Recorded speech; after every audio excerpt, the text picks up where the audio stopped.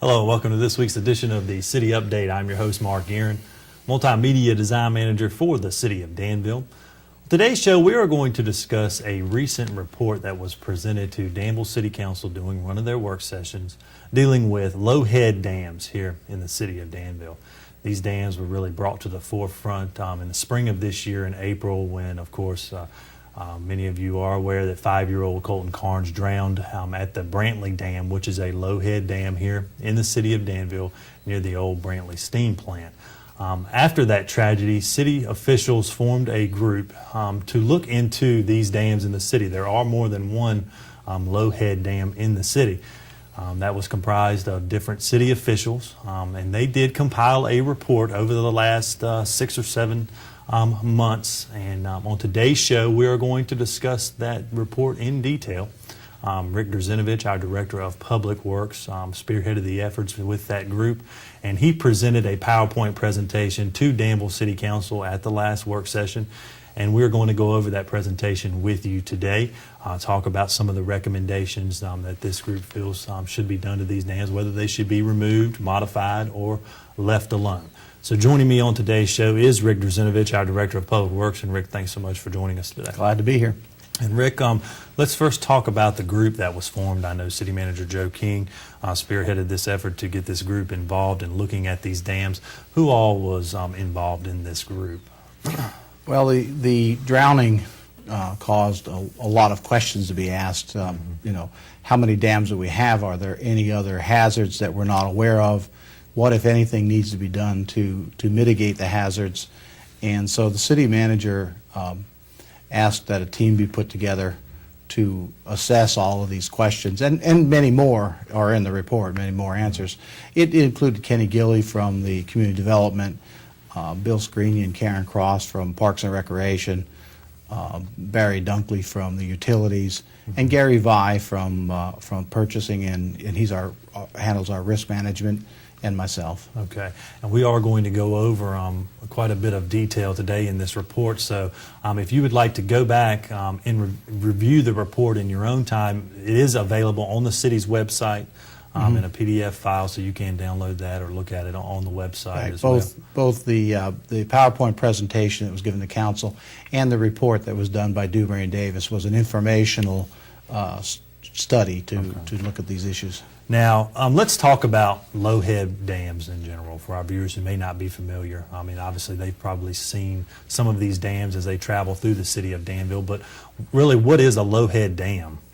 Well, it's an impoundment that extends across the full width of the river, usually less than 15 feet. It can be very low, could be only a couple feet, and Brantley is about a 4-foot high dam impoundment. And they're usually have been built for a use earlier and no longer serve that use, maybe for generating power, for impounding water in the case of Brantley, for use in the steam plant. It might be recreational impoundment, but there are many different reasons. Okay, and I know, well, as you travel over Union Street Bridge, you see a dam there, and that kind of looks dangerous, but then when you're walking on the Riverwalk Trail and you see the Brantley Dam there, really doesn't look that dangerous, but they can be deceiving. Can you explain a little bit about why these are such dangerous right. Dams? The lower, the less high low-head dams typically don't look very dangerous, but at the base of those dams where the water comes over the top and falls in and hits the slow-moving water at the bottom of the dam, the toe of the dam, it creates a recirculating current, and it's called the boil, and that current flows in a circular pattern from the toe back up and back toward the dam, and it can trap people into that current.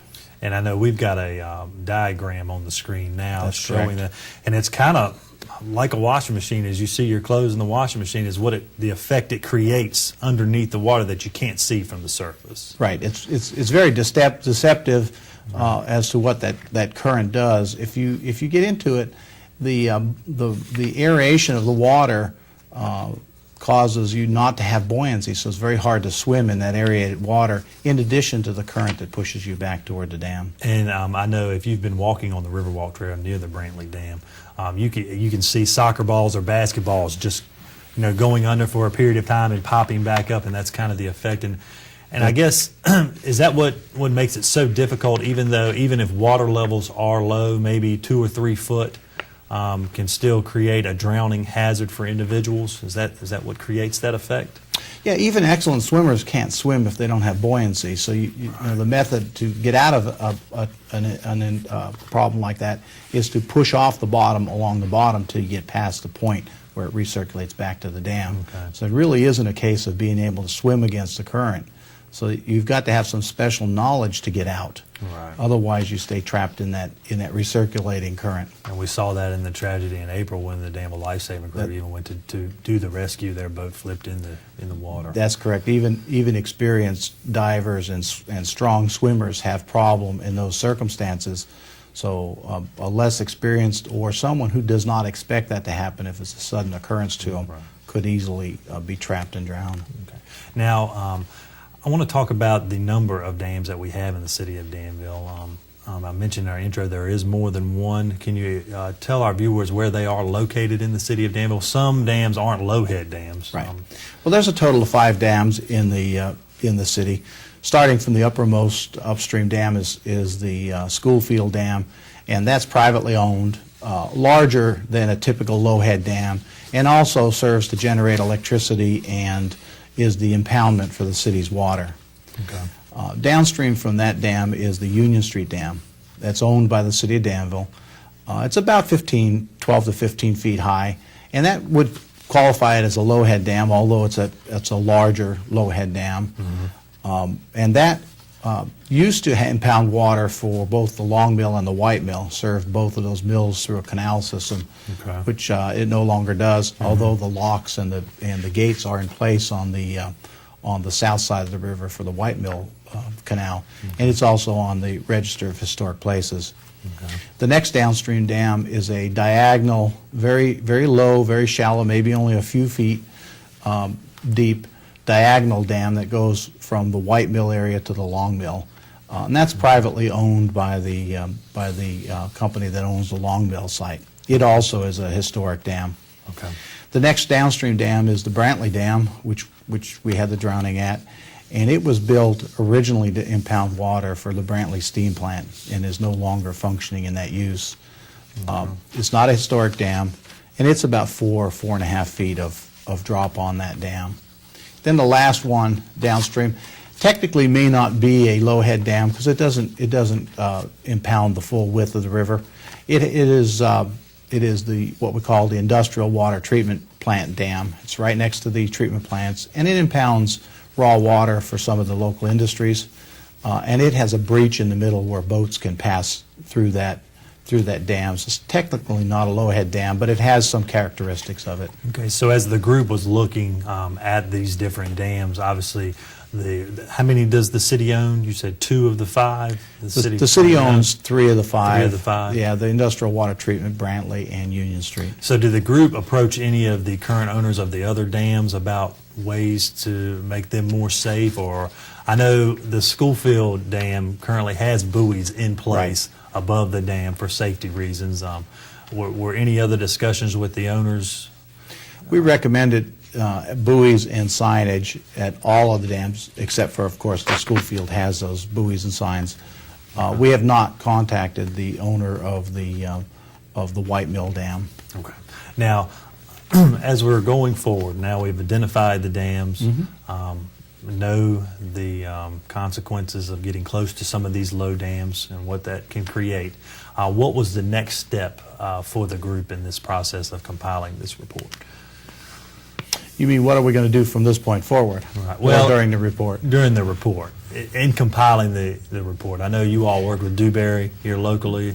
Right. After ownership, we looked at the construction of the dams, and we looked at the liability of the dams, came up with recommendations on putting buoys upstream and downstream, signage on both abutments, and in the case of Brantley and White Mill, we added a fence to restrict access to the breast of the dam because it was so close to the city's trail. So now currently we have signage up Right. at the Brantley Dam, Union Street Dam. Right. And any other locations? Right, we have signage down at the industrial water treatment plant dam, and Okay. we put signs at the White Mill Dam. Now, other parts of this recommendation process, Mm-hmm. I know you all looked at whether to remove, modify, or just leave the same these different dams. Now, go through the list of dams and what were some of the recommendations that you all made to council? Well, on the Schofield Dam, we didn't make any recommendation at all. Okay. The next downstream dam, we've recommended buoys across the river, upstream and downstream, and signage. We did not recommend removal of that, being a historic dam, and also the water to supply the canal at the White Mill, should it ever be restored. Okay. It also has a significant amount of sediment behind it, and removal of the dams, the cost of the removal is reliant on the amount of sediment behind them. The actual Okay. dam removal itself is not very difficult. Okay. And we discovered that we had to go to about 5 agencies in order to permit the buoys. The Department of Game and Inland Fisheries, Corps of Engineers, the DEQ, the Coast Guard, and the VMRC. So Just for the buoys? just for the buoys, that's correct. And the Department of Game and Inland Fisheries required a resolution from the city in the area that you're placing the buoys. So we've done that. We've got council approval to place the buoys. Okay. And we'll be moving forward with that as soon as we get the permit from all these agencies. Okay. Now, the signage, we've got a slide here before we go to our first break on today's show showing the signage that is currently up, and that was something that was designed here by our staff here in the city to give our citizens a better understanding of that kind of that hydraulic motion there in the water and areas that they do not need to approach when they're on the river. Yeah, the universal sign is one that is typically used for that type of situation. That we didn't design that in-house. Okay. But it's a universal sign, so if you can't read, you can at least understand what the picture is showing you. The downstream from the Union Street Dam was a White Mill Dam, and we recommended that the owner of that dam place buoys, and we've already placed, as a precaution, the signage on the trail side of that dam, Right there. since we have the trail going right near the breast of that dam. I think one of the things that's occurring now that hasn't been in the past is there's a lot more recreational activity along the river and in the vicinity of these dams. Absolutely. Okay. All right, Rick, we're going to take a quick break. When we come back from break, we'll talk a little bit more about the Brantley Dam and the recommendations for that dam when we come back from break. So stay tuned. We'll be right back.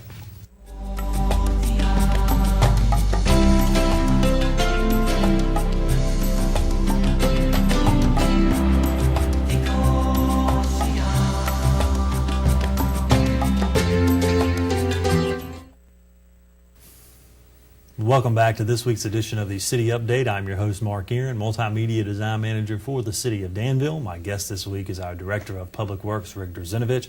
Rick Drzenovich was part of a group that was formed after the tragic drowning of 5-year-old Colton Carnes at a Lowhead Dam at the Brantley Steam Plant here in the City of Danville. This group looked at all of the Lowhead dams currently here in the City of Danville and have given a recommendation to council on what we should do as we move forward with these dams here in the City of Danville. And Rick, before we left on break, we were talking about some of these recommendations, but before we go any further, I do want to talk about some of the drownings that have occurred here in the City of Danville. And when it comes to these Lowhead dams, most of them have occurred at the Brantley Dam.